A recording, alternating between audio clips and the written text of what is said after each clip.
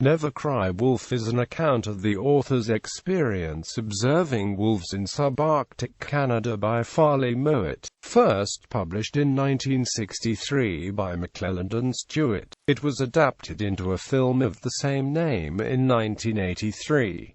It has been credited for dramatically changing the public image of the wolf to a more positive one. Form of the book. In the book, Mowat describes his experiences in a first-person narrative that sheds light on his research into the nature of the Arctic wolf. In 1948-1949, the Dominion Wildlife Service assigns the author to investigate the cause of declining caribou populations and determine whether wolves are to blame for the shortage. Upon finding his quarry near New Eltin Lake, Mowat discovers that rather than being wanton killers of caribou, the wolves subsist quite heavily on small mammals such as rodents and hares, even choosing them over caribou when available. Conclusions. He concludes, "We have doomed the wolf not for what it is but for what we deliberately and mistakenly perceive it to be, the mythologized epitome of a savage, ruthless killer, which is, in reality, not more than the reflected image of ourselves. We have made it the scape-wolf for our own sins." Mowat writes to expose the onslaught of wolfers and government exterminators who are out to erase the wolves from the Arctic.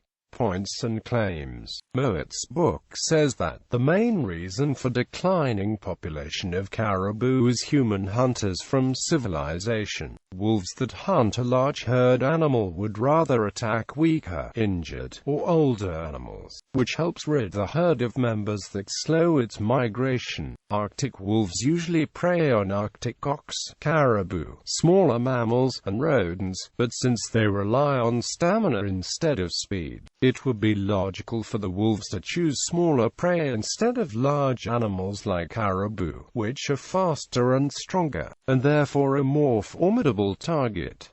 One of these animals may include mice. A lone Arctic wolf has a better chance of killing small prey by running alongside it and attacking its neck. The wolf would be at a disadvantage if it attacked large prey from behind, because the animal's powerful hind legs could injure the wolf. However, a group of wolves may successfully attack large prey from a number of positions. Since Arctic wolves often travel in a group, the best strategy is not to kill surplus prey, since the whole group can sate themselves on one or two large animals. There are, however, exceptions to this. There are many local Eskimos, the majority of whom are traders. The Eskimos can interpret wolves' howls. They can tell things such as whether a herd or a human is passing through the wolves' territory, the direction of travel, and more. It appears that the wolves would have started the declining of the populations. Reception. Barry Lopez, in his 1978 work of Wolves and Men, called the book a dated, but still good introduction to wolf behavior. In a 2001 article of the Canadian Historical Review entitled Never Cry Wolf, Science, Sentiment, and the Literary Rehabilitation of Canis Lupus, Karen Jones lauded the work as an important chapter in the history of Canadian environmentalism. The deluge of letters received by the Canadian Wildlife Service from concerned citizens opposing the killing of wolves testifies to the growing significance of literature as a protest medium. Modern Canadians roused to defend a species that the predecessors sought to eradicate. By the 1960s, the wolf had made the transition from the beast of waste and desolation to a conservationist cause célèbre. Never Cry Wolf played a key role in fostering that change. At the time it was published, Mowat's book received criticism, often politically motivated, about the veracity of his work and its conclusions. Canadian Wildlife Service official Alexander William Francis Banfield, who supervised Mowat's field work, characterized the book as semi-fictional, and accused Mowat of blatantly lying about his expedition.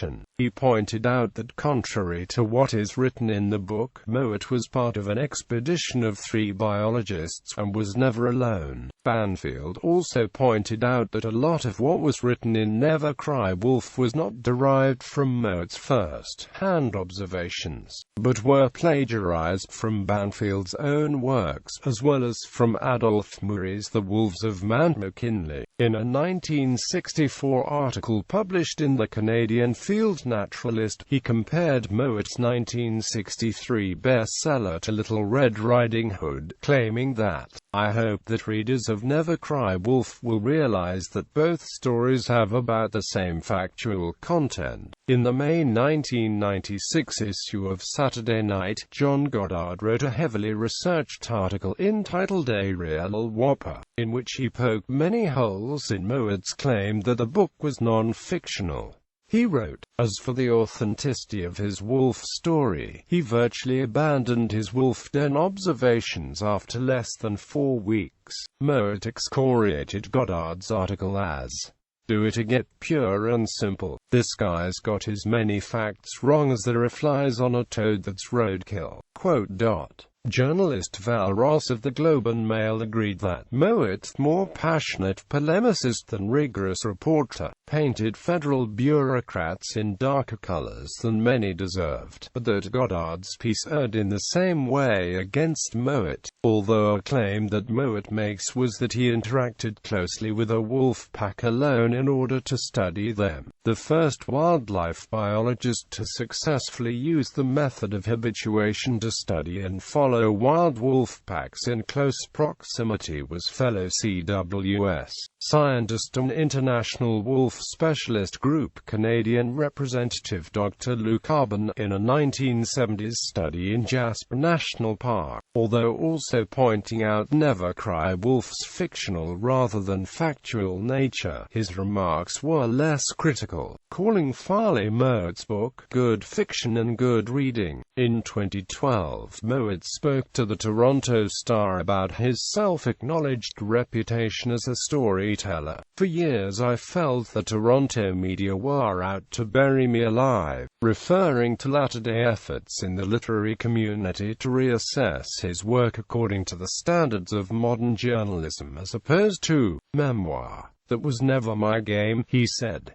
"I took some pride in having it known that I never let facts get in the way of a good story. I was writing subjective non-fiction all along." Impact. Never Cry Wolf was a commercial success in Canada. Shortly after its publication, the Canadian Wildlife Service received a deluge of letters from concerned citizens opposing the killing of wolves. Though generally well received by the public, Mowat's illusions of the Canadian Wildlife Service as an organization set out to exterminate wolves was met with anger from Canadian biologists. CWS staff members argued that the agency had never demanded the extermination of the wolf being recognized as an integral part of the northern ecosystem. They further countered that Mowat's remit had not been to find justifications for wolf extermination, but to investigate the relationship between wolves and caribou.